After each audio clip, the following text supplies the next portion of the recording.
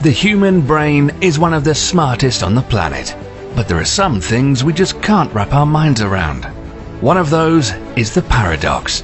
We've evolved to think of reality in a specific way, but there are paradoxes out there that suggest reality doesn't work the way we think it does. And now, some physicists think they've solved a 50-year-old paradox. But have they? And what are the other strangest paradoxes? Get ready to find out.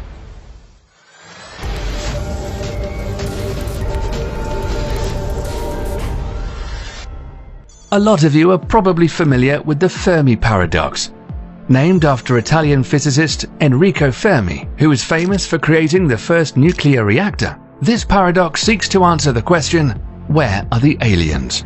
Given that our star and Earth are part of a fairly young planetary system compared to the rest of the universe, and that it's possible for a civilization to achieve interstellar travel during this time, it seems we should have been visited by some form of extraterrestrial intelligence by now. Now, some say it's not a real paradox, because we can only guess that there is intelligent life out there. But the Drake equation is used in this so-called paradox to estimate the number of possible civilizations in our galaxy. The Drake equation uses 7 variables to estimate the number of detectable civilizations in the Milky Way. This gave us an idea that there could be millions of Earth-like worlds with civilizations out there. But this was back in 1961, and no one knew of any worlds orbiting stars other than our own. It was only recently that we got a good idea. In 2020, astronomers using data from the Kepler Space Telescope found there are more than 300 million worlds with similar conditions to Earth scattered throughout the Milky Way. The analysis concluded that roughly half of the galaxy's sun-like stars host rocky planets in habitable zones where liquid water could be on the surface. In fact, planets are extremely common and outnumber all the stars in our galaxy. And very soon, the James Webb Space Telescope will be headed into space to look for new potentially habitable worlds. We'll have a new video on that soon, so make sure to stay tuned here. Now that we know how many worlds there are and how many possibilities that there could be advanced civilizations, the question remains, why is the universe silent? Maybe we're about to find out soon as technology advances, or perhaps we've already been visited by some faraway civilization and just don't know it yet. There have been many unexplained UFO sightings recently, and some believe extraterrestrials are already here. Solid proof of that would put an end to this paradox. The bootstrap paradox is a paradox of time travel that questions how something that's taken from the future and placed in the past could ever come into existence in the first place. It's a common theme used by writers inspiring plotlines in many science fiction films, such as the Bill and Ted movies, Terminator, and Doctor Who. So let's look at one of the examples of this paradox. Imagine that you're a time traveler, but before you go on an excellent adventure, you go into a bookstore and buy a copy of Hamlet, written by Shakespeare. You then travel back in time to London during the Elizabethan era and give the book to Shakespeare. William S. then copies the book and claims it as his own work. Centuries go by, and during this time, Hamlet is printed and reproduced countless times until a copy of it ends up in the same bookstore that you bought it from. The question then becomes, who wrote Hamlet? This is another famous paradox, which involves you going back in time to take out your grandfather. By that we mean erasing his existence. Now, we know everyone here loves their grandparents, but this is only an example.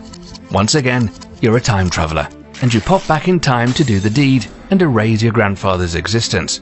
You then return to present time. But the thing is, with your grandfather gone, your father wasn't born, and you now realize you never even existed. Everything about you has now been erased, including all your family, friends, all your possessions, and your history. So you wouldn't have been born in the first place. So it would be impossible to do this. Now, some scientists believe that if this were to happen, you would have now created alternate timeline or even entered a parallel universe. By the way, for those who missed our video on parallel universes, check out the link in the description. Another interesting variant to the grandfather paradox, going back in time to eliminate Hitler to stop World War II. This would have some interesting consequences. Let's say you have a shiny time machine, and you've got a plan to go back before things get out of control during the war and put things right. The problem now is that the action removes any reason to travel back in time, along with any knowledge that the reason to time travel back ever existed. Acting as a time-traveling executioner simply creates a paradox, and, along with the many worlds idea, traveling back in time might create a new timeline without Der Führer. But the old timeline would also still exist. You might even create a new timeline that's even worse. But what would happen if you sent something back through a wormhole? The late, great Joseph Polchinski is the famous theoretical physicist who wrote the book on string theory. But Polchinski also came up with a potentially paradoxical situation involving a billiard ball sent through a wormhole that travels back in time. In this scenario, the billiard ball is fired into a wormhole at such an angle, if it continues along the path, it will exit the wormhole in the past at the right angle to collide with its earlier self, thereby knocking it off course and preventing it from entering the wormhole in the first place. However, some physics students came up with solutions which avoid any inconsistencies by having the ball emerge from the future at a different angle than the one used to generate the paradox, and deliver its younger self a glancing blow instead of knocking it completely away from the wormhole. A blow which changes its trajectory in the right way, so that it will travel back in time with the angle required to deliver its younger self this glancing blow. Now here's something that will make you think about reality differently.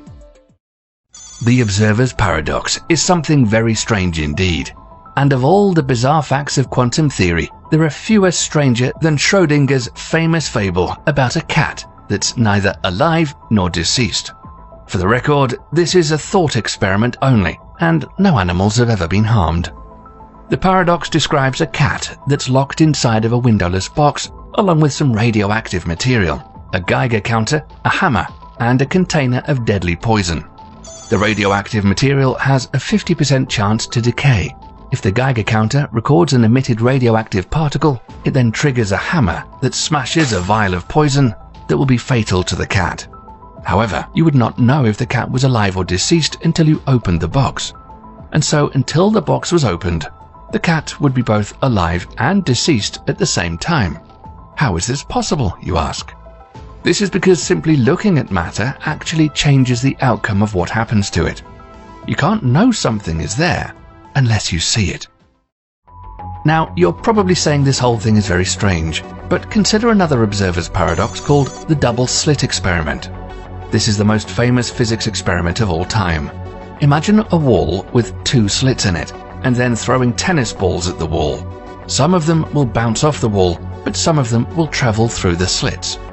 If there is a wall behind the first one with slits, some of the tennis balls that made it through will hit it. Now, if you mark where the tennis balls hit the second wall, you should expect to see two strips of marks, roughly the same size as the slits. Sounds pretty straightforward. But in the double slit experiment, something awfully strange happens when you shine a light through the slits. Light isn't just a wave, it's also a particle called a photon. Now, if you shoot a single photon at the double slits, it forms an interference pattern on the back wall, as if it's interfering with itself. It's like the photon went through both slits at the same time. But this is where it gets stranger. Simply by looking at the double slit experiment, the behavior of the photons changes, as if the photons are alive and know you're watching them. We know this because if the experimenter tries to find out which slit the photon is going through, the interference pattern doesn't show up at all. The bottom line is that observing a photon can change events that have already happened. How is that possible? No one's figured it out yet. Maybe you might be the one to solve this puzzle. One of the biggest paradoxes in physics is the black hole information paradox, a puzzle that results from the combination of quantum mechanics and general relativity. Calculations show that physical information could permanently disappear into a black hole, allowing physical states to devolve into the same state. But this is controversial because quantum mechanics states that information can never be destroyed. Let's say you burned two different letters written on paper. Putting them back together from ash would be nearly impossible, but not entirely. The small differences in smoke temperature and the amount of ash would still retain information about the two different letters. The problem with black holes is they suck things up and then, over a very, very long time, radiate what they've swallowed back out in the form of Hawking radiation.